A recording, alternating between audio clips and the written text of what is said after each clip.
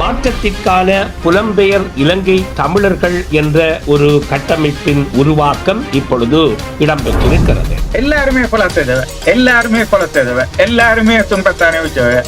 அப்படி நாங்கள் ஒரு தடவையுமே நாங்கள் புனிதர்கள் என்று சொல்ல முடியாது. தமிழர்கள் இதை எப்படி உள்வாங்கிக் கொள்வது?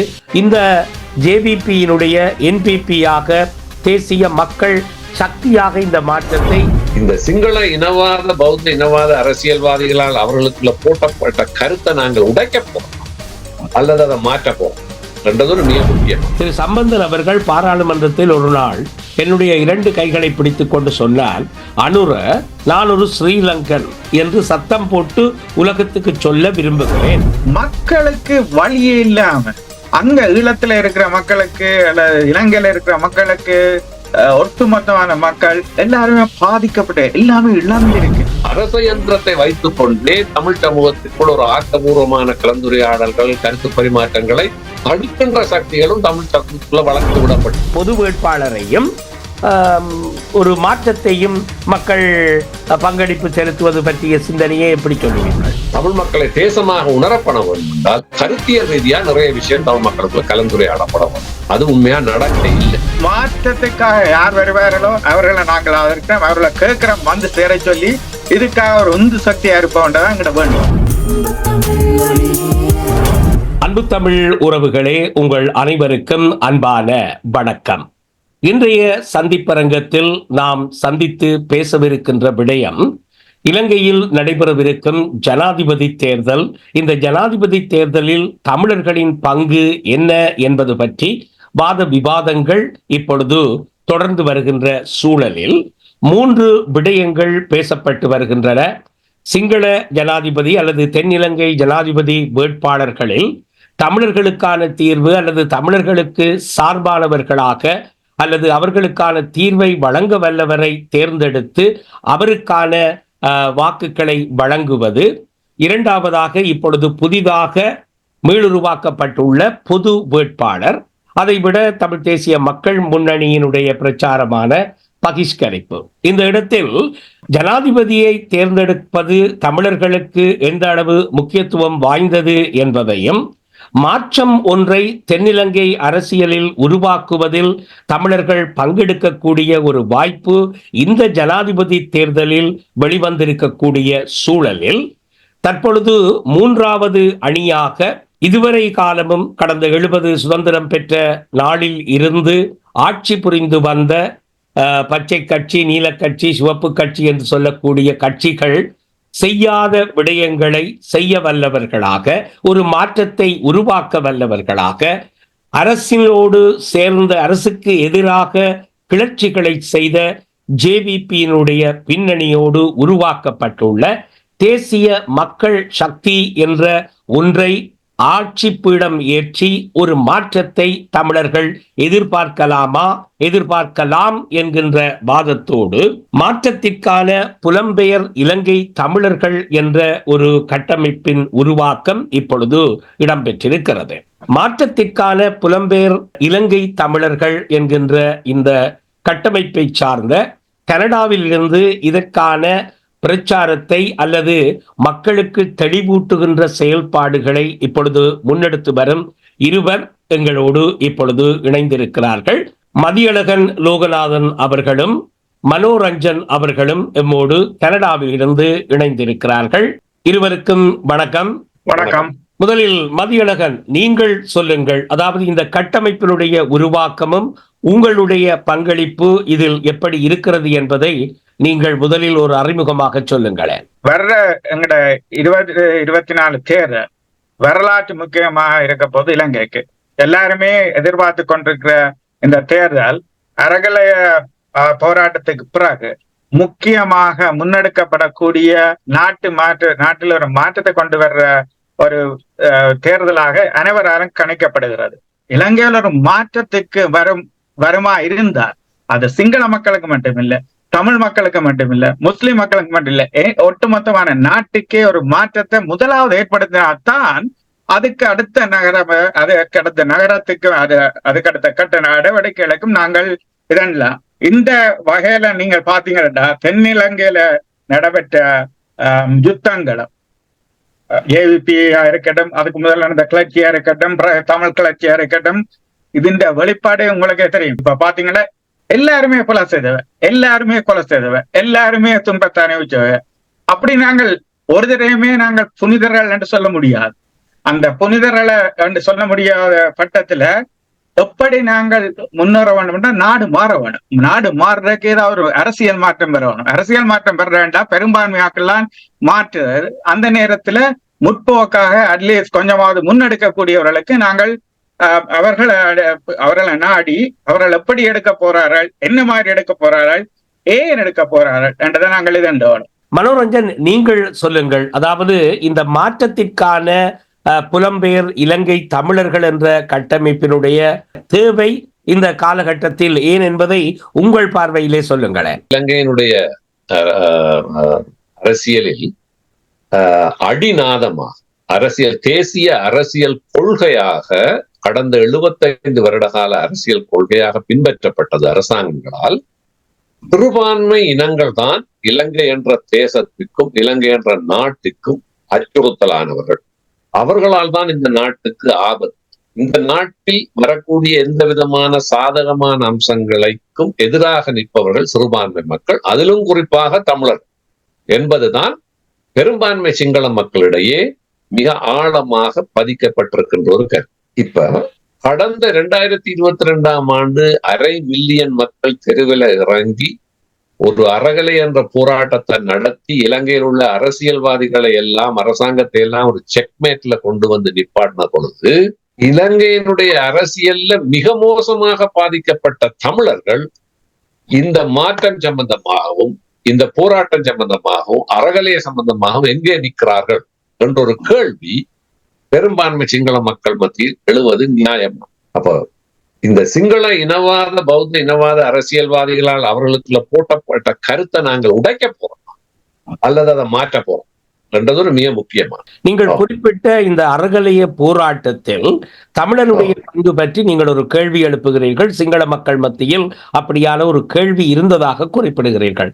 ஆனால் அந்த அறகலைய காலம் நடந்த பொழுது தமிழர்கள் மௌனித்திருந்ததோ அல்லது பின்வாங்கி இருந்ததோ? ஏனென்றால் சிங்கள இளைஞர்களால் தமிழ் யாழ்ப்பாணத்திற்கு சென்று தமிழ் இளைஞர்களையும் நீங்கள் இதில் கலந்து கொள்ள வேண்டும் என்ற வேண்டுகோள் விடுக்கப்பட்டது. ஆனால் தமிழ் தலைமைகள் அதை தடுத்தன என்று கூட சொல்லலாம். காரணம் என்னவென்றால் அந்த போராட்டத்தை தமிழர்கள் கிளந்து விட்டார்கள் என்று திசை திருப்பக்கூடிய வாய்ப்பும், தமிழர்களுக்கு எதிரான மீண்டும் ஒரு அராஜகமான ஒரு நிலை உருவாகிவிடும்.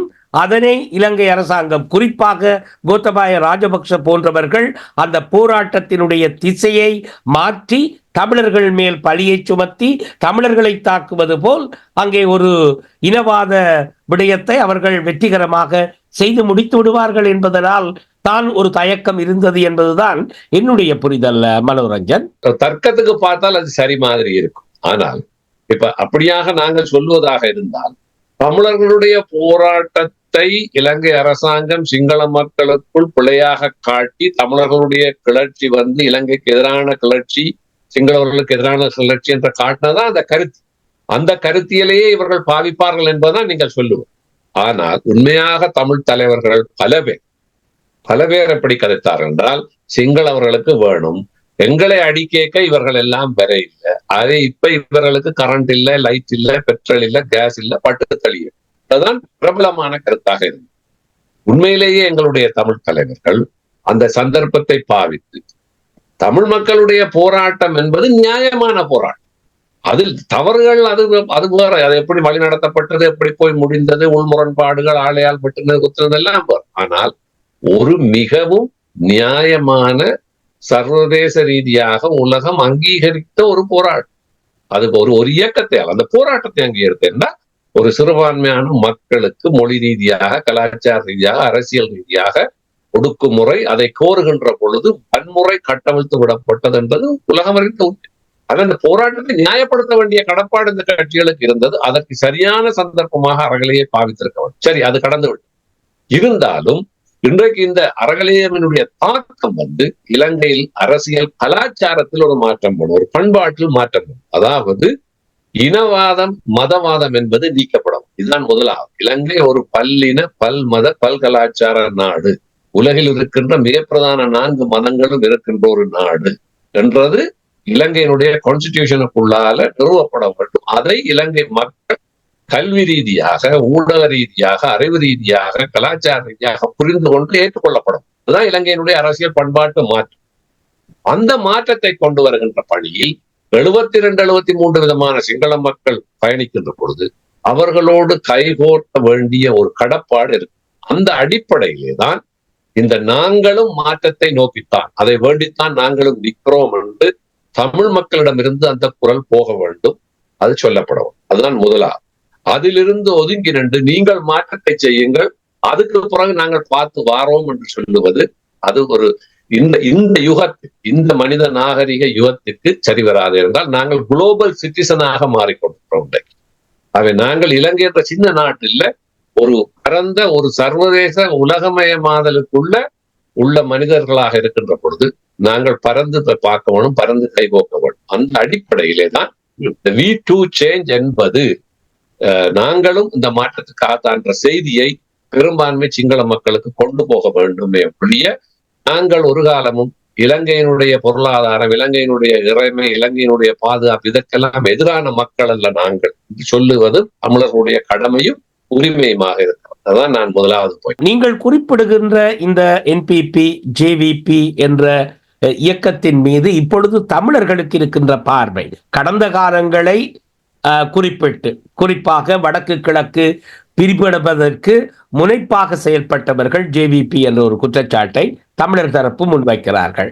அதே வேளையில் அவர்கள் சிங்கள இனவாதம் கொண்டவர்களாக இருந்தார்கள் என்ற குற்றச்சாட்டை வைக்கிறார்கள். இப்பொழுது ஏற்பட்டிருக்கக்கூடிய மாற்றம், ஏன் இந்தியாவுக்கு எதிரான நிலைப்பாட்டிலும் ஜேவிபி இருந்தது என்பதையும், ஆனால் இந்தியா புரிந்து கொண்டு அவர்களை அழைத்து பேசி இருக்கிறது. தமிழர்கள் இதை எப்படி உள்வாங்கிக் கொள்வது? இந்த ஜேவிபியினுடைய என்பிபியாக தேசிய மக்கள் சக்தியாக இந்த மாற்றத்தை எவ்வாறு உள்வாங்கிக் கொள்ள வேண்டும் என்று உங்களில் ஒருவர் அதுக்கு பதில் சொல்லுங்களேன். என்னை பொறுத்தவரையில் இலங்கையினுடைய அரசியலில் இலங்கையினுடைய 2009ஆம் ஆண்டு வரையான நிகழ்வுகளுக்கு இலங்கையை ஆண்ட பெரும்பான்மை கட்சிகள், தென்னிலங்கையில் இருந்த பிரதான பலமான கட்சிகள் உட்பட வடக்கு கிழக்கில் அரசியல் செய்த அரசியல் இயக்கங்கள், கட்சிகள் எல்லோரும் பங்களிப்பு செய்திருக்கிறார். குறைந்து கூடி என்று பார்த்தாலும் எல்லோருடைய பங்களிப்பும் இருக்கிறது. அதற்குள் நாங்கள் விலாவாரியாக போக வேண்டிய தேவையில்லை. நான் நினைக்கிறேன் மதிய தெளிவாக சொன்னால் கடந்த கால அரசியலில் யாரும் புனிதர்கள் இல்லை என்றது வலி சிம்பிளாக நாங்கள் சொல்லலாம். இப்ப இன்றைய இந்த 2022ஆம் ஆண்டு அறகலைய மக்கள் எழுச்சி என்பது இந்த எல்லோருக்குமான ஒரு செய்தியை கொடுத்தது, இன்க்ளூடிங் ஜேவிபிக்கும் சேர்த்துதான் அந்த செய்தி. 2009ஆம் ஆண்டு விடுதலை புலிகள் இயக்கத்தினுடைய தலைமை முழுவதையும் அளித்த பிறகு மஹிந்த ராஜபக்சவும் அவருடைய குடும்பம், சகோதரர்கள் எல்லோரும், அவரை ஆதரித்தவர்கள், அதற்கு ஆதரவாக இருந்த எல்லா கட்சிகளும் என்ன நினைத்தார்கள் என்றால் 25 வருடத்திற்கு நீ அந்த கட்சியையும் அந்த தலைவரையும் அவருடைய குடும்பத்தையும் அசைக்க முடியாது என்று அவர் நினைத்தார். ஆனால் 2015ஆம் ஆண்டு நடந்த மாற்றத்தில் இருந்து 2022 வரை நடந்த அரசியல் அவர்கள் எல்லோருக்கும் ஒரு பாடத்தை பிடித்தது. அதாவது நீங்கள் யுத்தம் செய்தது என்ன, பிரபாகரனை அளித்தால் என்ன, அதற்காக இந்த நாட்டையும் நாட்டு மக்களையும் மோத விட்டு தொடர்ச்சியாக இந்த விதமான அரசியலை செய்வதற்கு நாங்கள் அனுமதிக்க போவதில்லை என்பதை இந்த புதிய தலைமுறை மஹிந்த ராஜபக்ச உட்பட எல்லோருக்கும் சொல்லியிருக்கு, தெளிவாக சொல்லியிருக்கு. அது ஜேவிபிக்கும் சேர்த்துத்தான் அந்த செய்தி. அதனால்தான் ஜேவிபி போன்ற ஒரு கட்சி ஜேவிபி என்ற பெயரில் இல்லாமல் என்பிபி என்ற ஒரு அமைப்பாக தன்னை மாற்றிக் கொள்வதற்கும் பல்வேறு விதமான நவீன சிந்தனை உள்ள இளம் சமூகத்தையும் புதிய சிந்தனை உள்ளவர்களையும் அதற்குள்ளே கொண்டு வந்து தேசிய மக்கள் சக்தி என்ற அடிப்படையில் அவர்கள் தங்களுடைய கருத்துக்களை மோடிஃபை பல்வேறு கடந்த காலத்திலிருந்து முன்னோக்கி பார்க்கின்ற ஒரு பார்வையை வைக்க முயற்சிப்பது தெரியும். அந்த அடிப்படையில் தான் கனடாவில் இலங்கைக்கு வெளியிலே பெரும்பான்மையான இலங்கை தமிழர்கள், அதுவும் யாழ்ப்பாணத்தை சேர்ந்த தமிழர்கள் பெரும்பான்மையாக வாழும் ஸ்காப்ரோ என்ற பகுதியிலே அங்கு அவர்கள் கூட்டத்தை வைத்து இனப்பிரச்சனை தொடர்பாக அனுரகுமார் அவர்கள் வைத்த கருத்துக்கள் தான் எங்களுடைய இந்த கையொப்பத்துக்கான ஆவணத்தில் நாங்கள் 3வது பகுதியாக போட்டோம். நாங்கள் 4 பகுதியாக அதை பிரித்திருக்கிறோம். அதிலே முதலாவது 2வது 2ஐயும் அறகலைய போராட்டமும் சேஞ்ச் என்றதுக்கான தேவையும் அதனுடைய தாக்கமும், 2வது இந்த 75 வருட கால அரசியலில் இந்த இனவாத சக்திகள் என்ன செய்தார்கள், 3வது பகுதியாக நாங்கள் இந்த கையொப்ப ஆவணத்தில் அனுரா என்ன சொன்னார், சிறுபான்மை இனங்களுக்கு அங்கே ஒரு பிரச்சனை இருக்கின்றது, மதங்கள், கலாச்சாரம், மொழி, அரசியல் பிரச்சனை அவர்களுக்கு இருக்கிறது, அவருடைய உரிமைகள் பாதுகாக்கப்பட வேண்டும், அரசியல் உரிமை பாதுகாக்கப்பட வேண்டும். அடுத்தது 13வது திருத்த சட்டம் என்பது அவர்களுடைய போராடி பெற்ற உரிமை, அது அவர்களுக்கு கொடுக்கப்பட வேண்டும், அதில் உள்ள குறைபாடுகள் நீக்கப்பட வேண்டும். அது தீர்வாக இல்லாவிட்டால் அந்த தலைவர்களோடு நாங்கள் தொடர்ந்து பேசி தீர்வை கொண்டு வர வேண்டும் போன்ற பல்வேறு விடயங்களை அவர் சொல்லியிருக்கிறார். இது ஒரு மிக சிக்னிபிகண்டான, மிகவும் கவனத்தில் எடுக்கப்பட வேண்டிய. அந்த அடிப்படையிலே 4வதாக நாங்கள் இந்த கையொப்பத்திலே அவர்களை நோக்கி சில கோரிக்கைகளை வைத்திருக்கிறோம். அதை பற்றி நாங்கள் பேசுவோம். அந்த அடிப்படையில் தான் நாங்கள் அந்த மாற்றத்தை பார்க்கிறோம். நீங்கள் கனடாவில் அனுரகுமார் திசாநாயக்க ஆற்றிய உரையில் தமிழர்கள் சம்பந்தமாக அல்லது இன ஒருமைப்பாடு சம்பந்தமாக அவர்கள் தெரிவித்த விடயங்களை நீங்கள் பட்டியலிட்டு குறிப்பிட்டிருக்கிறீர்கள். அதில் குறிப்பிட்ட இன்னும் ஒரு விடயம், திரு சம்பந்தன் அவர்கள் பாராளுமன்றத்தில் ஒரு நாள் என்னுடைய 2 கைகளை பிடித்துக் கொண்டு சொன்னால், அனுர, நான் ஒரு ஸ்ரீலங்கன் என்று சத்தம் போட்டு உலகத்துக்கு சொல்ல விரும்புகிறேன், ஆனால் நான் இலங்கையின் ஒரு 2ஆம் தர பிரஜையாக வாழ்வதை வெறுக்கிறேன் என்று அவர் குறிப்பிட்டார். சம்பந்தன் அவர்கள் குறிப்பிட்ட அந்த 2வது விடயம், ஸ்ரீலங்கன் என்று சொல்ல சம்பந்தன் விருப்பப்படலாம், ஆனால் இந்த 30 வருட கால போராட்டம் ஒரு நிழல் அரசை தமிழீழ விடுதலை புலிகள் நிர்வகித்து வடக்கு கிழக்கிலே வாழ்கிற தமிழ் மக்கள் சுயநிர்ணய உரிமையோடு வாழ்கிற ஒரு தீர்வை, சமஷ்டி அடிப்படையிலான தீர்வையாவது எதிர்பார்த்து கொண்டிருக்கக்கூடிய அல்லது அதற்கு பாரிய விலை கொடுத்திருக்கக்கூடிய தமிழ் மக்களுக்கு அனுரகுமார் திசாநாயக்க ஒன்றையும் சொல்லவில்லை என்ற ஒரு வாதம் எங்கள் தமிழ் மக்கள் மத்தியில் இப்பொழுது பரவலாக பேசப்படுகிறது. தமிழ் மக்களுடைய பிரச்சனை என்ன என்று யாராவது கேட்டால், தமிழ் மக்களுடைய பிரச்சனை என்பது அரசியல் அதிகாரம் சம்பந்தப்பட்ட பிரச்சனை. அரசியல் அதிகாரத்தில் அவர்களுக்கு நியாயமான பங்கு இல்லை என்பதுதான் அடிப்படை பிரச்சனை. இது அதுதான் பிரச்சனை. அதுல எந்த விதமான காம்ப்ரமைஸுக்கும் விட. ஆனால் இதை தனியாக ஒரு தனிநாடாக நாங்கள் பிரிந்து போய் செய்வதா அல்லது இலங்கை என்ற ஒரு நாட்டுக்குள் ஒரு அர்த்தமுள்ள ஒரு சமஷ்டியை கொண்டு வருவதா என்பது.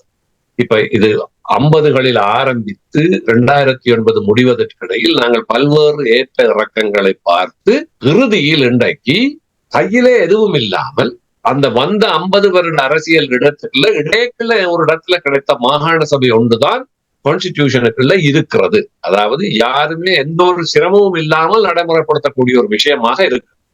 அதில் ஏற்கனவே இருந்த அதற்குள் இருந்த அதிகாரங்களை பற்றி சொல்லுகின்ற பொழுது வடக்கு கிழக்கு இணைந்த முன்னாள் முதலமைச்சர், முதலும் கடைசியுமான முதலமைச்சர் என்று நாங்கள் சொல்லலாம், வரதராஜ பெருமாள் சொல்லுகின்ற பொழுது அது இந்தியாவினுடைய பிராந்திய அரசுகளுக்கான அந்த வரைவினுடைய கார்பன் காப்பி என்று சொல்றார். இந்தியாவில இருக்கின்ற பிராந்திய அரசுகளுக்கான கார்பன் காப்பி தான் மாகாண சபை அந்த தீர்வு. ஆனால் அதை நடைமுறைப்படுத்த விடாமல் பல்வேறு விதத்தில் இழுத்து வெட்டி குறைத்து அதை ஒரு அர்த்தமற்றதாக்குனதான் இலங்கை அரசினுடைய அரசு. அப்போ இன்றைக்கு உடனடியாக இந்த பொறிமுறையை மீள ஆக்டிவேட் பண்ண வேண்டியது முதலாவது ஒரு கண்டிஷன். அதாவது சிறுபான்மை மக்களுக்கு வடக்கு கிழக்கு மாகாணங்களிலே 2 மாகாணங்களும் சுயமான ஒரு சுதந்திரமான ஒரு நிர்வாக பொறிமுறையாக கொண்டுவரப்படும். அதிலிருந்து பறிக்கப்பட்ட விடயங்கள் மீள அதுக்கு கொடுக்கப்படும்.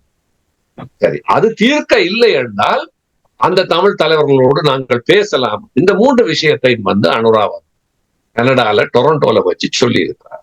கிட்டத்தட்ட 2500 சிங்கள மக்களுக்கு முன்னால் சிங்கள மொழியில சொன்னார். சிங்களவர்கள் கைதட்டினார்கள். தமிழ்ல மொழிபெயர்ப்பு தான் போடுது. அவர் சிங்கள மொழியிலே சொல்லி சிங்களவர்கள் கைதட்டலோடு தான் அவர் அதை சொன்னார். அவர் ஒளிவு மறைவு இல்லாமல் சொன்னார். இதை எப்படி நாங்கள் கான்கிரீட்டாக இந்த தேர்தலிலே பெரும்பான்மை 75% சிங்கள மக்களுக்கு முன்னால் அவரை சொல்ல பண்ணி அதற்கும் சேர்த்து அந்த மக்கள் ஆணையை கொண்டு வருவது என்றதுதான் நாங்கள் புலம்பெயர்ந்தவர்கள் இங்கிருந்து அங்கிருக்கிற மக்களுக்கு செய்யக்கூடிய மிகப்பெரிய பணி என்று நாங்கள் கருதுகிறோம்.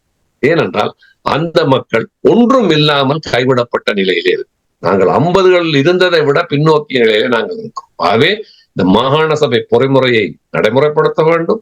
அதில் இருக்கிற குறைநிறைகள் தீர்த்து நடைமுறைப்படுத்த வேண்டும். அது போதுமான தீர்வாக இல்லாவிட்டால் அடுத்து நாங்கள் எதை பற்றி பேசுவது என்பதை அந்த கட்சிகளோடு நாங்கள் பேசுவோம் என்று என்பிபி பெரும்பான்மை சிங்கள மக்களிடையே அதற்கான ஆணையை பெற வேண்டும் என்றுதான் எங்களுடைய கோரிக்கை. பெரும்பான்மை சிங்கள மக்கள் அந்த ஆணையை வழங்குகின்ற போது அந்த ஆணையின் அடிப்படையில் இந்த சிறுபான்மை மக்களுக்கு இந்த நியாயத்தை வழங்குங்கள் நாங்கள் கேட்பதற்கு எங்களுக்கு ஒரு உரிமை இருக்கிறது. அதை இந்த ஜனநாயக வழிமுறை கூடாக நாங்கள் கேட்போம்.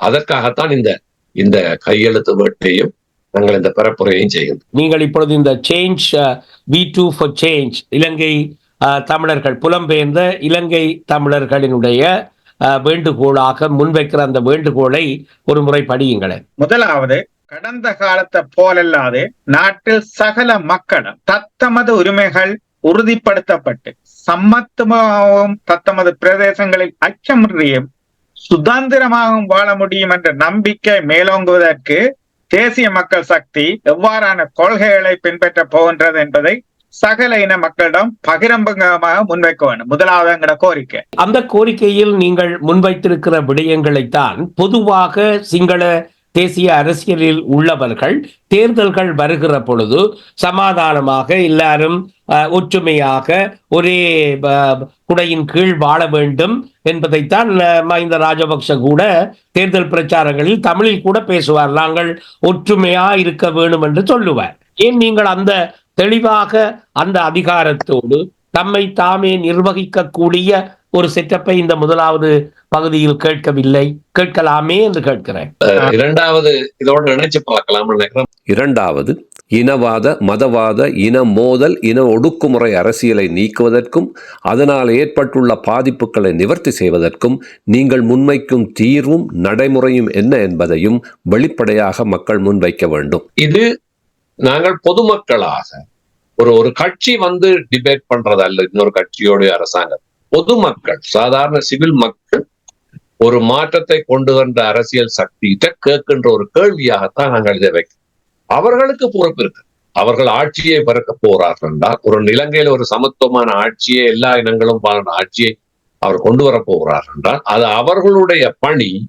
என்ன மாதிரியான பொறிமுறை அவர்கள் கொண்டு வர போகிறார்கள், எப்படி நடைமுறைப்படுத்த போறார்கள், மற்றது ஏற்பட்ட பாதிப்புகள், இந்த பாதிப்புகள் தொடர்பாக நாங்க போட்டிருந்த சொல்லு ஏன் காரணம் என்றால், இன்றைக்கு மக்கள் காணாமல் போனவர்கள் பிரச்சனை இருக்குது, கைது செய்யப்பட்டு இன்னும் மறியல் இருக்கிறவர்கள் இருக்கிறார், பறிக்கப்பட்ட காணிகள் இருக்கின்றன. இதெல்லாம் மக்களுக்கு நாட்டை விட்டு வெளியே திரும்பி நாட்டுக்கு திரும்பி போக வேண்டும். இந்தியாவிலிருந்து வெளிநாடு வரைக்கும் மக்கள் காத்து. இது அந்த மக்களுடைய அடி உணர்வுல இருந்து கேட்கப்படுற விஷயம் என்ற அடிப்படையில தான் நாங்கள் வைத்திருக்கிறோமே ஒழிய ஒரு அதிகார பேரம் பேசலாக ஒரு மேசையில இருந்து அப்படி கதைக்கிற மாதிரி நாங்கள் வைக்கல. ஒரு பொதுமக்களுடைய ஆதங்கத்திலிருந்து வைக்கப்பட்ட கோரிக்கைகளாகத்தான் நாங்கள் வைக்கப்பட்டோம். என்பிபியில முன்வைக்கிற அடுத்த கோரிக்கை, 200 வருடங்களாகியும் சொந்த நாட்டில் நவீன அடிமைகளாக, சொந்த முகவரியின்றி, சொந்த வீடுகளின்றி, ஒரு பிரதேச சபை கூட பெற முடியாத மக்களாக இருக்கும் மலேக தமிழ் மக்களின் பிரச்சனைகளுக்கான உங்களின் தீர்வும் அதற்கான நடைமுறையும் என்ன என்பதை தெளிவாகவும் பகிரங்கமாகவும் முன்வைக்க வேண்டும். 4வதாக, இவற்றை சிறுபான்மை மக்கள் முன் வைக்கும் அதேவேளை குறிப்பாக உங்கள் வெற்றிக்கான ஆணையை மக்களிடம் கோரும்போது இந்த விடயங்களையும் நாட்டின் 75% பெரும்பான்மை மக்களின் முன்னும் வைத்தே இவை எல்லாவற்றுக்குமான ஆணையை நீங்கள் கோர வேண்டும். 5வதாக, அந்த கருத்துக்கள் முழுமையாக அந்த மக்களுக்கு புரியும் மொழிகளில் அவர்களிடம் எடுத்துச் செல்லப்பட வேண்டும். ஏனெனில் அண்மை காலமாக இந்த நவீன தொழில்நுட்பம், சமூக வலைத்தளங்களும் பாவனைக்கு வரும் வரை மக்களுக்கு சகோதர மொழிகளில் இருந்த பரிச்சயமின்மையை இந்த கபட நாசகார அரசியல் சக்திகள் ஒரு ஆயுதமாக பயன்படுத்தி வந்துள்ளன.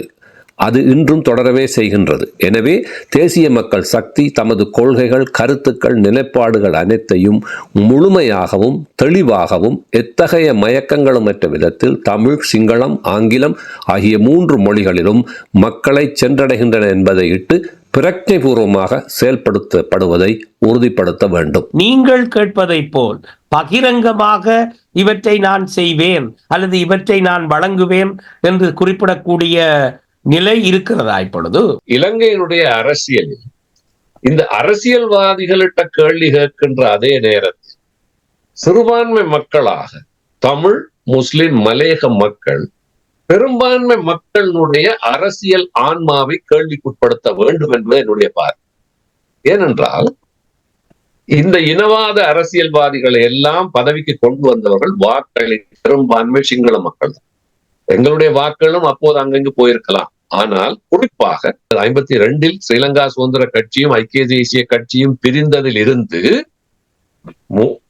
ஒருவர் 30 நாளைக்குள்ள நான் சிங்கள மொழியை ஆட்சி மொழியாக்குவேன் என்று சொல்ல, மற்றவர் 24 மணி நேரத்துக்குள் சிங்கள மொழியை ஆட்சி மொழியாக்குவேன் என்று சொல்லித்தான் அதிகாரத்துக்கு வந்தார். அன்று துவங்கி பிறகு ஸ்ரீ கலவரம் என்று சொல்லி தமிழ் ஸ்ரீயை மாற்றுவது, சிங்கள ஸ்ரீயை போடுவது என்றெல்லாம் துவங்கி இறுதி 2009 ஆண்டு வரை பேசப்பட்ட அரசியல் என்பது பெரும்பான்மை சிங்கள மக்களுடைய அந்த உணர்வை, இனவாத உணர்வை தூண்டுகின்றன. அப்ப அந்த சிங்கள மக்கள்கிட்ட போய் இன்றைக்கு மிகப்பெரிய அலையோடு இருக்கின்ற என்பிபி இந்த கருத்துக்களை சொல்ல முடியாமல் இருந்தால் அவர்களால் ஒரு தீர்வையும் கொண்டு வர முடியாது என்பதுதான் இதனுடைய பிரதான லாஜிக், அர்த்தமே அது.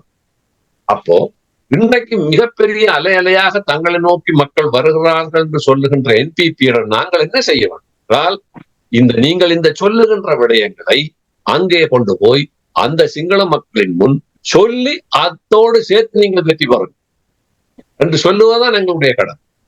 அப்படி நீங்கள் செய்கிறீர்கள் என்றால் உங்களுக்கு நாங்கள் ஆதரவு தர தயார். இல்லாமல் மறைமுகமாக எங்களுடைய சில அரசியல் கட்சி தலைவர்களை, தமிழ் கட்சி தலைவர்களை சந்தித்து ரகசியமாக கடிதம் எழுதி கொடுப்பதல்ல இதுல விடை. அவை அர்த்தமற்ற விடயங்கள். ஏனென்றால் இந்த அரசியல் கட்சி தலைவர்களிடம் கடிதம் கொடுக்கப்பட்டதா இல்லையா என்ற உண்மை போய் ஒருவருக்குமே தெரியாது. ஆனால் பகிரங்கமாக அரசியல் தலைவர்கள் பேசுவது என்பது பொது வழியில் வரும். அந்த பொது வழியில் அவர்கள் பேசுவதற்குத்தான் அந்த மக்கள் வாக்களிக்க போகிறார்கள். இனவாத சக்திகள் அனுராவுக்கு எதிராக பேசினால் அதை முகங்கொள்ள வேண்டியது அவர்களும் அவர்களுடைய அமைப்பும் கட்சியும் ஊடகங்களும் சேர்ந்து செய்ய வேண்டிய பணி. அது அவர்களுடைய அந்த அமைப்பினுடைய பணி. அதைத்தான் உடைக்க சிங்கள மக்கள் 1/2 மில்லியன் மக்கள் தெருவிலே இறங்கினார்கள் என்று நாங்கள் நம்புகிறோம். இந்த அறகலைய போராட்டம், அந்த அறகலைய போராட்ட மக்களுடைய கோரிக்கை என்பது, இந்த இளம் சமுதாயத்தின் கோரிக்கை என்பது, எங்களை இவர்கள் பொய் சொல்லி பிரித்து துண்டு துண்டாக பிரித்து எல்லா இனங்களையும் ஒடுக்கியதான் இவர்கள் செய்தது. அதுதான் நாங்கள் அந்த வரலாற்றுக்குள்ளே முன்னுக்குள்ளே 2வது பகுதியிலே போட்டிருக்கிறோம். எப்படி தென்னிலங்கையிலே நடந்த கிளர்ச்சிகளிலும் எப்படி ஒழித்தார்கள், அதே சட்டத்தை அப்படியே பாவித்து வடக்கு கிழக்கு மக்களை எப்படி அழித்தார்கள், ஆகவே எங்களை பிரித்து ஒரே ஆட்சியாளர்கள் எப்படி செய்திருக்கிறார். ஆகவே இதை மாற்ற வேண்டும் என்றால் அந்த சிங்கள பெரும்பான்மை மக்களின் அரசியல் ஆன்மா என்பது கேள்வி கேட்கப்பட வேண்டும். அதை என்பிபி கூடாக நாங்கள் செய்ய வேண்டும். அதுதான் இந்த V2 for Change-இனுடைய அடிப்படை என்று நான் கருதுகிறேன். நீங்கள் குறிப்பிட்டுள்ள இந்த வேண்டுகோள்கள் புலம்பெயர்ந்த இலங்கை தமிழர்களாக நீங்கள் முன்வைத்திருக்கிறீர்கள். ஆனால் இதிலே தாயகத்தில் இருக்கக்கூடிய மக்கள் மற்றும் புலம்பெயர்ந்து தமிழ் தேசியம் அல்லது தமிழர்களுக்கான உரிமைகளுக்காக குரல் கொடுக்கக்கூடிய கட்டமைப்புகள் இருக்கிறது. அவர்களுடைய ஆலோசனைகளோடு இந்த வேண்டுகோள்கள் இன்னும் கொஞ்சம் திருத்தப்பட்டு முன்வைத்திருக்கலாம் என்ற சிந்தனையை பற்றி உங்களுடைய கருத்து என்ன? அடிப்படையில நாங்கள் கருத வேண்டியது மாற்றம். மக்களுக்கு வழியே இல்லாம அங்க ஈழத்துல இருக்கிற மக்களுக்கு அல்லது இலங்கையில இருக்கிற மக்களுக்கு ஒட்டுமொத்தமான மக்கள் எல்லாருமே பாதிக்கப்பட்ட, எல்லாமே இழந்திருக்கிறார். நாங்கள் முன்வைக்க வேண்டியது இதுவரை காலமும் இருந்த அரசியல் சூழலை மாற்ற வேண்டிய, அதுக்கு மாற்றமாக அறகலிய ஒரு போராட்டம் முன்னெடுக்கப்பட்டது. அதன் நோக்கமாக மனோரஞ்சன் சொன்ன மாதிரி நாங்கள் அப்புறம் சிங்கள மக்களுக்குள்ள ஒரு விழிப்புணர்வு வந்தது. அது தொடர்ச்சியாக இருக்கிறபடியால் தான் என்பிபிக்கு இவ்வளவு ஆதரவு கொடுக்கிறது. இந்த கட்டத்துல எங்கட தார்மீக பொறுப்பு இந்த மாற்றத்தை ஏற்படுத்தவன். மாற்றம் என்பது ஒரு மாற்றமாக மட்டும் இல்லாமல் தமிழர்களுக்கு, இவ்வளவு விலை கொடுத்த தமிழர்களுக்கு பயனுள்ளதாக உண்மையான நிதர்சனமான ஒரு மாற்றமாக இருக்க வேண்டும் என்று தமிழர்கள் எதிர்பார்ப்பதில் நியாயம் இருக்கிறது தானே? தப்பே இல்லை, அதுதான். ஆனால் எங்களுடைய ஜதார்த்தத்தையும் அரசியல் இன்றைய நிலைமையை நாங்கள் புரிஞ்சு கொள்ள வேண்டும். உங்களுக்கு தெரியும், கோடபாய ராஜபக்ஷ எலக்ட் பண்ணப்பட்ட அவர் சொன்னார், மைனாரிட்டி எனக்கு ஒரு தினம் ஓட் பண்ண இல்லை, நான் சிங்கள மக்கள் பெரும்பான்மையால வந்து நான். அதுதான் எங்கட ஜதார்த்தமா இருந்தது. அதுக்கு முன்னம் இந்த இனவாத அரசியல் தான் ஜதார்த்தமா இருந்தது. அந்த ஜதார்த்தத்தை உடைச்சு புதிய மாற்றத்தை கொண்டிருக்கதான் நாங்கள் எங்களுக்கு வேண்டிய மாற்றத்தை நோக்கி நாங்கள் போகலாம். இப்ப இந்த மாற்றம் என்பது தென்னிலங்கை அரசியலுக்கு மட்டுமல்ல, இந்த கடந்த 60-70 கால அரசியல் வடக்கு கிழக்கில் உள்ள தமிழ் அரசியல், முஸ்லிம் அரசியல், மலேக அரசியலையும் கூட சீரழித்துதான் வைத்திருக்கு. பணத்துக்காகவும் தேர்தல் காலத்தில் பணப்பட்டி வாங்கி கொண்டு கட்சிகளோடு இணைவதும், கட்சிகளை விட்டு வெளியே வாரதும், ஸ்டண்ட் விளையாட்டு காட்டுவது, இது எல்லாத்துக்குமே பணப்பட்டுவாடா செய்யப்படுது. அது மட்டும் இல்லாமல் அரச யந்திரத்தை வைத்துக்கொண்டு வடக்கு கிழக்கில் அரச யந்திரத்தை வைத்துக் கொண்டே தமிழ் சமூகத்திற்குள் ஒரு ஆக்கபூர்வமான கலந்துரையாடல்கள், கருத்து பரிமாற்றங்களை தடுக்கின்ற சக்திகளும் தமிழ் சமூகத்துக்குள்ள வளர்த்து விடப்பட்டது. ஆகவே ஒட்டுமொத்த மாற்றம் என்றைக்குள்ள சீரழிந்து போன தமிழ், முஸ்லிம், மலேக அரசியலுக்குள்ளும் மாற்றம் பெற வேண்டிய தேவை ஒன்று. அது முதலாவது. இரண்டாவது, இந்த தென்னிலங்கையில இனவாதம் இல்லாமல் போயிட்டா தங்கட அரசியலுக்கு பிழைப்பில்லாமல் போயிருமோன்னு பார்க்கின்ற இனக்கருத்து மற்ற பக்கம் இருக்கு. சிறுபான்மை மக்களுக்கு இல்லையும் இந்த இனவாதத்தை தேர்தல் காலத்துல இனவாதத்தை தூண்டி அதன் அடிப்படையில ஓட்டு கேட்கிற அரசியல் தான் இலங்கையில வளர்க்கப்பட்டு. இப்ப இது இந்த எதிரும் புதிருமான கொண்ட பார்த்து இன்னொன்று அதனுடைய ரிஃப்ளெக்ஷன்ல இருந்து மாற மாதிரி தான். இந்த தென்னிலங்கையில இலங்கையினுடைய இந்த என்னது டெமோகிராபியை பார்த்தா 75% இந்த மக்கள் உள்ள இந்த மாற்றம் வருகின்ற பட்சத்தில் அது பல்வேறு விதமான மாற்றங்களுக்கான வழிவகை. ஊழல், பணத்தை மட்டும் அடிப்படையாக தமிழர்களுடைய அரசியலை விற்பது. இன்றைக்கு வாக்குகள் என்பது தமிழ் மக்கள் அல்ல, சாதாரண குடிமகனுடைய இறைமை இந்த வாக்குல தான் இருக்கு. இந்த வாக்கு என்கின்ற இறைமையை நீ போடக்கூடாது என்று சொல்லுகின்ற நிலைமைக்கு அரசியல்வாதிகள் வந்தது. இதை பகிஷ்கரி. உண்மையாக என்னுடைய பார்வையில் பாலா, அரசியல்வாதிகள் என்பவர்கள் 5 வருடத்துக்கு ஒரு முறை பொதுமக்கள் தங்களுடைய வாக்குகளை கொடுத்து கூலிக்கு பிடிக்கின்றவர்கள். மக்களுக்காக வேலை செய்யவார். கூலிக்கு நாங்க சம்பளம் கொடுத்து பிடிக்கிறவன் எங்கிட்ட வீட்டை சொல்றான், கேட்டா மூடி போட்டு பின்பக்கத்தால போ, மதிலால குதி, கதவை பூட்டிட்டு இன்னத்தை சாப்பிடு என்று சொல்ல வலிக்கிற மாதிரி மக்களின் சேவைக்காக 5 வருஷ கான்ட்ராக்ட்ல வார அரசியல்வாதிகள் இன்றைக்கு சொல்லுகிறார்கள், நீ அவருக்கு போடு, இவருக்கு போடு, போடாம விடு, பகிஷ்கரி, போட்ட கிழிச்சரி. இது ஒரு மிக அவலமான நிலை. அதை சொல்லுவதற்கு எந்த உரிமையும் கிடையாது. அது ஒரு மிக ஆபத்தான நிலை.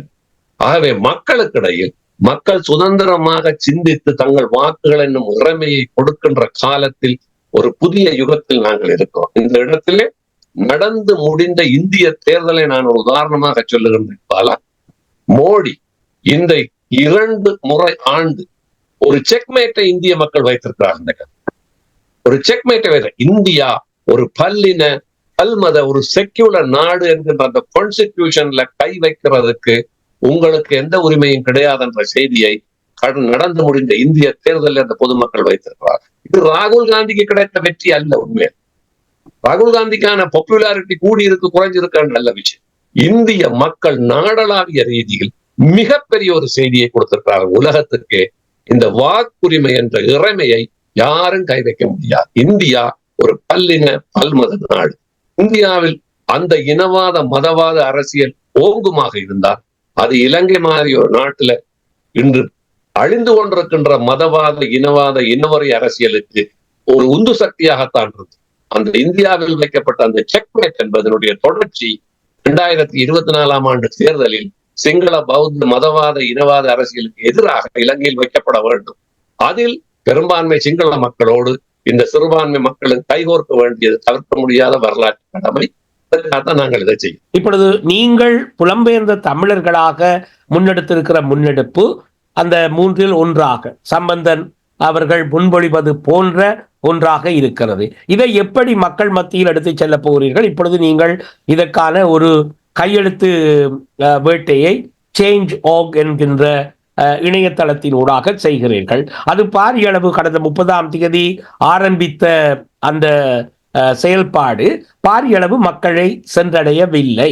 நீங்கள் என்ன நினைக்கிறீர்கள்? ஏன் இது மக்களை சென்றடையவில்லை அல்லது மக்களுடைய ஆதரவை இதுவரையில் பெறவில்லை என்று நினைக்கிறீர்கள்? இப்ப உண்மையிலேயே இந்த இந்த இந்த விண்ணப்பம் வெளியிலே போடப்பட்டதுக்கு பிறகு நாங்கள் செய்கின்ற முதலாவது ஊடக சந்திப்பு இதுதான். முதலாவது ஊடக சந்திப்பு. இப்ப இதை நாங்கள் இப்ப அடுத்து 2-3 தொடர்ந்து இந்த இப்ப தேர்தல் ஜூலை மாதம் இலங்கையிலே எலெக்ஷன் கமிஷனர் தேர்தல் அறிவிச்சு எலெக்ஷன் சூடு இன்னும் வெளிநாட்டுல உள்ள மக்களுக்கு இன்னும் பிடிக்கல சரியானதுதான் நான் நினைக்கிறேன். அப்ப நாங்க இப்பதான் முதலாவது நாங்கள் இன்ப தமிழுக்கு நாங்கள் நன்றி கூற வேண்டும். பல்வேறு விடயங்கள் சமகால விடயங்கள் இருந்தும் எங்களுக்கு இந்த நேரத்தை தந்தது. ஏனென்றால் இதுதான் முதலாவது ஊடக சந்திப்பு. அப்பொழுது அதே போல் ஏனைய நாடுகளிலும் புலம்பெயர்ந்து வாழ்ற நாடுகள் இருக்கிற ஊடகங்களுக்காக நாங்கள் அதை பரவலாக்க விரும்புகின்றோம். இன்னும் இதற்கு ஆதரவானவர்களை கொண்டு நாங்கள் தெருக்களிலே இறங்கி தமிழ் மக்கள் இருக்கிற பிரதேசங்களுக்கு போய் அவர்களிடம் துண்டு பிரசங்கள் கொடுத்து ஒரு ஆக்டிவாக இதை இன்னும் மக்களுக்குள்ள கொண்டு போய் இதை செய்கின்ற பணிக்கான திட்டங்களை நாங்கள் அடுத்த சனி ஞாயிறுகள் இந்த வார இறுதியிலிருந்து நாங்கள் ஆரம்பிக்கின்றோம். அதன் அடிப்படையிலே இது பரவலாக மக்களுக்குள்ளே போய் இதற்கான ஆதரவு வரும் என்று நாங்கள் இதற்கு மக்கள் கையொப்பம் அதிகம் இல்லாவிட்டாலும் கூட இந்த விடயம் மக்களுக்குள்ளே கலந்துரையாடப்பட வேண்டும். ஒரு உந்து சக்தியாக இந்த விண்ணப்பம் இருக்கும் என்று நாங்கள் கருதுகிறோம். இது என்பிபி போன்ற ஒரு அமைப்புக்குள்ளும் சிங்கள சமூகத்திற்குள்ளும் தமிழ் மக்கள் வெளிநாட்டுக்கு அவர்கள் சென்றாலும் கூட இலங்கையிலே ஒரு மாற்றமும் அமைதியும் சமாதானமும் ஒரு பொருளாதார ஸ்திரத்தன்மையும் வருவதற்காக இலங்கையை விட்டு வெளியே சென்ற தமிழ் மக்களும் இன்னும் அக்கறையாகத்தான் இருக்கிறார்கள். அவர்கள் இந்த நாட்டோடு தொடர்ந்து தங்களுடைய நட்பை பேண விரும்புகிறார்கள் என்ற அந்த கருத்தையும் கொண்டு போவது எங்களுடைய முக்கிய நோக்கம். அந்த அடிப்படையிலே தான் இந்த விண்ணப்பத்துக்கு கீழே அதனுடைய மொழிபெயர்ப்பு முற்றுமுழுதான சிங்கள மொழிபெயர்ப்பும் கீழே இணைக்கப்பட்டிருக்கின்றது. கையொப்பமிட்டவர்களிலே சில சிங்களவர்களும் கூட தங்களுடைய கையொப்பத்தை இட்டிருக்கிறார்கள். இதிலே இனப்பிரச்சனை சம்பந்தமாக பாதிப்புகள் சம்பந்தமாக நாங்கள் எழுதிய விஷயங்கள் எல்லாம் நியாயம் என்று அவர்கள் கொமெண்ட் போட்டு தங்களுடைய கையொப்பத்தை வழங்கி இருக்கிறார்கள். ஆகவே இது ஒரு பாசிட்டிவ் ஸ்டார்ட்டாகத்தான் நாங்கள் பார்க்கிறோம். மக்களை நீங்கள் சென்றடைந்து அல்லது மக்களுடைய ஆதரவை பெறுகிற பொழுது ஏன் இந்த தமிழ் தேசிய பரப்பில் இருக்கக்கூடிய கட்டமைப்புகளையும் இந்த மாற்றத்திற்குள் உள்வாங்கவில்லை?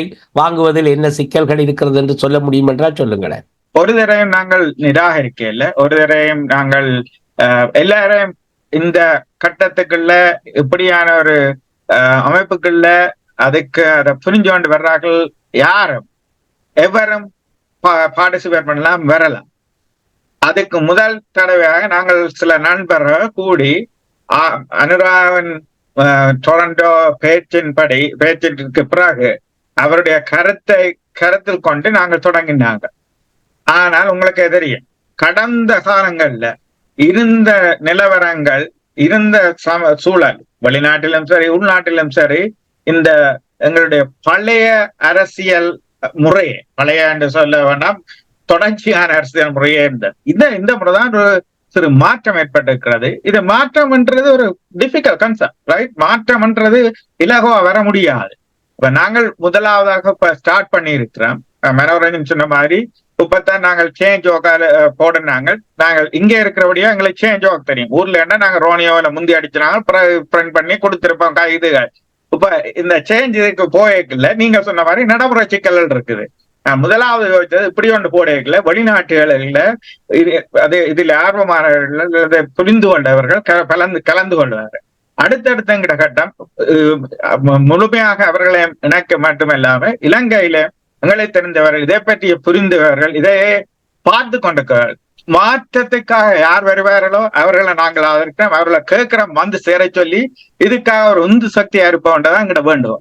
சமீபத்தில் நாடு கடந்த தமிழீழ அரசாங்கத்தினுடைய பிரதமர் ருத்ரகுமாரன் அவர்கள் பகிஷ்கரிப்பையும் பொது வேட்பாளரையும் உள்வாங்கியிருந்தார். உங்களுடைய சிந்தனை எப்படி இருக்கிறது? அதாவது பொது வேட்பாளரையும் ஒரு மாற்றத்தையும் மக்கள் பங்களிப்பு செலுத்துவது பற்றிய சிந்தனையை எப்படி சொல்லுவீர்கள்? என்னுடைய பார்வை, என்னுடைய தனிப்பட்ட பார்வை, நான் இதற்கு முன்னும் உங்களோட ஒரு நிகழ்வில் நான் சொல்கின்ற பொது வேட்பாளர் என்பது, பொது வேட்பாளரை பற்றி பேசுகின்ற அடிப்படை விடயம் 2 விடயத்தை அவர்கள் சொல்றாங்க. ஒன்று, தமிழ் மக்கள் ஒரு தேசமாக தங்களை உணர்கிறார்கள் என்பதை உலகு காட்டுவதும், இலங்கை அரசியலிலே அதை காட்டுவது என்பது முதலாவது. தமிழ் மக்கள் அதை கொண்டு. 2வது, தென்னிலங்கையிலே இருக்கின்ற அரசியல்வாதிகள், அரசியல் தலைவர்கள் தொடர்பாக நாங்கள் எங்களுடைய நம்பிக்கை இனங்களை உலகுக்கு, சர்வதேசத்துக்கு வெளிப்படுத்துவது போன்ற விஷயங்களை அவர்கள் சொல்லியிருக்காங்க. என்னுடைய பார்வையிலே இது ஒரு ஒரு ஒரு ஒரு ஒரு கால்குலேட்டட் ரிஸ்க் என்று அவர்கள் நினைக்கிறார்கள். என்னை பொறுத்தவரை அது உண்மையிலேயே ஒரு ரிஸ்க். ஏனென்றால் தமிழ் மக்கள், வடக்கு கிழக்கு வாழ்கின்ற தமிழ் மக்கள், புலம்பெயர்ந்து வாழ்கின்ற தமிழ் மக்கள் ஒரு தேசமாக தங்களை உணர்வதற்காக உணர்ந்தார். 77ஆம் ஆண்டு அதற்கு பிறகு அந்த போராட்ட காலத்தில் எல்லாம் அவர்கள் உணர்ந்தார். ஆனால் போராட்டம் முடிவடைகின்ற பொழுது அவர்களிடம் இருந்த அந்த தேசம் என்கின்ற உணர்வு சிதறி சின்னாபின்னப்படுத்தப்பட்டு உடைத்து நிறுக்கப்பட்டது. அதில் வெளிநாட்டு சக்திகள், வெளிச்சக்திகள், சிங்கள பெரும்பான்மை இனவாத சக்திகளுக்கெல்லாம் நாங்கள் குற்றம் சொன்னாலும் எங்களுடைய அகவயமான அரசியலினால் நடந்த பாதிப்புகள் தான் அதுக்கு அடிப்படை என்று நான் கருதுகிறேன். அந்த அந்த அந்த அகவயமான கலந்துரையாடல் நடத்தப்படாமல் தமிழ் சமூகம் மீண்டும் ஒரு தேசமாக தங்களை உணர வேண்டும் என்றால் 80களில் நடந்தது போல மிக கொடூரமான ஒடுக்குமுறை இலங்கை அரசாங்கத்தால் கட்டவிழ்த்து விடப்பட்டால் மட்டும்தான் அது நடக்க முடியும். இப்போ அப்படி ஒரு நிலைமை வருமாக இருந்தால், ஒரு 2-3 இனக்கலவரங்கள் வந்து கண்ட இடத்தில் இலங்கை ராணுவம் படுமோசமான கொலைகளும் வன்முறைகளையும் கட்டவிழ்த்து விட்டால் மீண்டும் அந்த உணர்வு வரலாம். ஆனால் இன்றைக்கு அந்த நிலைமை இல்லை. அந்த நிலைமையை நோக்கி இலங்கை போவதும் இல்லை. அது செய்ய முடியாத ஒரு ஈரா என்ற இன்னொரு காலத்துக்கு நாங்க வந்துட்டோம். அந்த அடிப்படையில தமிழ் மக்களை தேசமாக உணரப்பட வேண்டும் என்றால் கருத்தியல் ரீதியா நிறைய விஷயம் தமிழ் மக்களுக்குள்ள கலந்துரையாடப்பட வேண்டும். அது உண்மையா நடக்க இல்லை. அந்த அடிப்படையில அந்த உணர்வுக்கு கொண்டு வரத்துக்காக ஒரு பொது வேட்பாளரை கொண்டு வருவது என்பது யதார்த்தம் அல்ல என்று நான் கருதுகிறேன். அதுக்காக கலந்துரையாட வேணாம் என்று நான் சொல்ல வருகிறேன். அதை கலந்துரையாடுபவர்கள், அதை நம்பிக்கை உள்ளவர்கள், நாங்க இந்த கேம்பெயினை செய்கிற மாதிரி தான் அவர்களும் அதை செய்கிறார்கள். கிழக்கு வடக்கு கிழக்கு என்று போய் மக்களை சந்திச்சு அதை ப்ரொமோட் பண்ணுகிறார்கள். அதை ப்ரொமோட் பண்ணு. ஆனால் அப்படி அவர்கள் ப்ரொமோட் பண்ணுகின்ற அதே நேரத்தில் இந்த தென்னிலங்கையிலே மாற்றம் வந்தால் மட்டும்தான் சிறுபான்மை மக்களுக்கு தங்களுடைய அரசியல் பிரச்சனைகளை பேசுவதற்கான ஒரு சாதகமான இடைவெளி வரும் என்பதையும் கவனத்தில் எடுத்துக்கொண்டு அவர்கள் பேச வேண்டும், செய்ய வேண்டும். அந்த அடிப்படையிலே அவர்கள் பொது வேட்பாளருக்கான வாக்கை போடுங்கள் என்று அந்த மக்களை கேட்கின்ற அதே நேரத்தில் தங்களுடைய 2வது வாக்கை வீணடித்து விடாதீர்கள், அதை அந்த பொது நோக்கோடு பாவிப்பதற்கான பிரஜைபூர்வமாக அதை பாவியுங்கள் என்பதை அவர்கள் தெளிவாக சொல்ல வேண்டும் என்று நான் இதை சொல்லுவேன். பகிஷ்கரிப்பு என்பது அது ஒரு இந்த யுகத்துக்கு உரிய ஒரு கருத்துரையாடல் அல்ல என்பதுதான் என்னுடைய பார்வை. மாற்றத்திற்கான புலம்பெயர்ந்த இலங்கை தமிழர்கள் கட்டமைப்பின் வேண்டுகோளாக பொதுவாக எல்லோருக்கும், உலகெல்லாம் வாழுகிற தமிழர்களுக்கும், தமிழ் அரசியல் தலைவர்களுக்கும், தமிழ் கட்டமைப்புகளுக்கும் நீங்கள் விடுக்கிற வேண்டுகோளை இருவரும் சுருக்கமாக விடுத்து நாங்கள் நிகழ்ச்சியை நிறைவு செய்து கொள்ளலாமே. நாங்கள் நொந்து போயிருக்கிறோம். எங்களுக்கான எல்லாத்தையுமே துளைச்சு இன்றைக்கும் வெளிநாட்டுல வந்திருந்தாலும் ஒரு ஆதங்கத்தோட இருக்கிறோம்.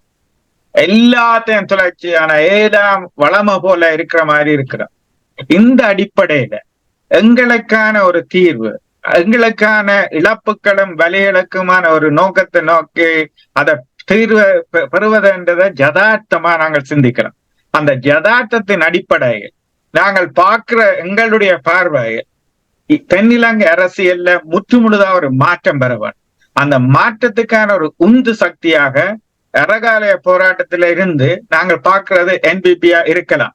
அந்த என்பிபிய நாங்கள் அவர்களை நோக்கி முன்வைக்கிற கோரிக்கை முன்வைச்சு சிங்கள மக்கள்கிட்ட அவர்கள் ஆணைய பெற்று இதை நோக்கி நகர வேணும். அவர்களுக்கான இந்த அவர்களை உந்தி தள்ளி அந்த இடத்தை நாங்கள் கேட்டு அவர்களுக்கு அந்த மாற்றத்துக்கான உந்து சக்தியா நாங்கள் மட்டுமில்லாம வெளிநாட்டுல இருக்கிற அனைவரும் வேண்டி இலங்கையில இருக்கிற மக்களை இதுல பங்கு பற்றி இத ஒரு மீனிங்ஃபுல்லா உணர்வு பூர்வமான ஒரு மாற்றத்துக்கான உந்து சக்தியா இத சிந்திக்கிறதான் எங்கட கோரிக்கை, இந்த அமைப்பின் கோரிக்கை. அந்த வகையில இதில் நாங்கள் என்பிபிக்கு வாக்களியுங்கள் என்று எங்குமே நாங்கள் இதில் இந்த ஆவணத்துல எதுலையுமே குறிப்பிடப்படவில்லை. ஆனால் அங்க இருக்கின்ற மூட நாங்க சொல்லியிருக்கோம். அதாவது பெரும்பான்மை மக்கள் என்பிபியை ஒரு அரசியல் டூலாக பார்க்கிறார். இந்த 75 வருட கால நாசகார அரசியல் சக்திகளை தோற்கடிப்பதற்கான அது ஒரு முன்னிபந்தனையாக என்பிபியை பார்க்கிறார். அதாவது என்பிபியினுடைய கொள்கைகளுக்கு அப்பால ஏன்னா அந்த எப்படி இன்றைக்கு ரணில் விக்ரமசிங்கா அந்த பாராளுமன்றத்துக்குள்ள இருக்கிற அந்த பாராளுமன்ற நடைமுறையை வச்சுக்கொண்டு எப்படி ஒரு மோசமான அரசியல் சக்தியை பாவிச்சு தான் ஒரு ஜனாதிபதியா வந்தார். அவர் ஒரு டூலைத்தான் பாவிச்சது. அதே போல இன்றைக்கு இலங்கையினுடைய அரசியல் மாற்றத்தை செய்வதற்கான டூலாக இன்றைக்கு என்பிபியை மக்கள் பார்க்கிறார். அந்த என்பிபி என்பது அந்த மக்களுடைய உணர்வை புரிந்து கொண்டவர்களாக இருப்பார்களா இருந்தால் அது மக்களுடைய வெற்றி. அதைத்தான் நான் அனுராக்கு முன்னால் அன்றைக்கு நான் கேள்வியாக வைக்கின்ற பொழுது டொரண்டோவிலே வைத்தேன். இந்த மக்களுடைய உணர்வு உங்களுக்கு புரிகிறதா? அவர்களுடைய மௌனமான இதயங்களில் இருந்து வருகின்ற அதிர்வு உங்களுக்கு புரிகிறதா? புரிந்தால் அது மக்களின் வெற்றியும் உங்களின் வெற்றியுமாக இருக்கும் என்று நான் சொன்னதனுடைய அர்த்தம் அதுதான். அந்த அடிப்படையிலே இன்றைய இந்த சூழல் இந்த மாற்றத்தை கொண்டு வருகின்ற இதில் நாங்களும் சேர்ந்து இந்த தேரை இழுக்க வேண்டும். இலங்கையின் ஒட்டுமொத்த மாற்றத்தில் எங்களுடைய பங்களிப்பு இருக்கின்றது என்ற பெருமையை சிறுபான்மை மக்கள் கொண்டு வர வேண்டும். அந்த அடிப்படையிலே சர்வதேச ரீதியாக வாழ்கின்ற புலம்பெயர்ந்த மக்கள் அங்கு வாழ்கின்ற மக்களுக்கான கடமையாக இந்த விண்ணப்பத்தில் கையொப்பமிட்டு இந்த மாற்றத்திற்கான உங்களுடைய அபிப்பிராயத்தை தெரிவித்தீர்கள் என்றால் அது என்பிபிக்கும் சிங்கள மக்களிடத்திலும் ஒரு தாக்கத்தை ஏற்படுத்தும் என்று நாங்கள் கற்றுக்கொள்வோம். நன்றி. தென்னிலங்கை கட்சிகள் எங்களுக்கு எந்த விதமான உதவிகளையும் செய்ய போவதில்லை என்று கடந்த காலங்களை அனுபவமாக சொல்லி அரசியல் தலைவர்கள் வழிகாட்டுதல்களை நடத்தி வருகிறார்கள். ஆனால் பொதுமக்களாக சிந்திக்க வல்லவர்களாக அங்கே ஒரு மாற்றத்தை ஏற்படுத்தி அதுவும் சரிவரவில்லை என்று சரித்திரம் எழுதுவது என்பது தமிழர்களுக்கு மிக அவசியமானது. சர்வதேசத்தை அணுகுகிற பொழுது அது கூட எங்களுக்கு வாய்ப்பான சில எதிர்கால நகர்வுகளுக்கு உதவியாக இருக்கும் என்ற எனது சிந்தனையை தனிப்பட்ட முறையில் தெரிவித்து மீண்டும் சந்திக்கும் வரை வணக்கம் கூறி விடைபெற்றுக் கொள்கிறேன். நன்றி, வணக்கம். இனி கிடந்து பசியால் மெலிந்து பாழ்பட நேர்ந்தாலும் மன்னர் தொட்டு வளர்த்த தமிழ் மகளின் துயர் துடைக்க மறப்பேனா?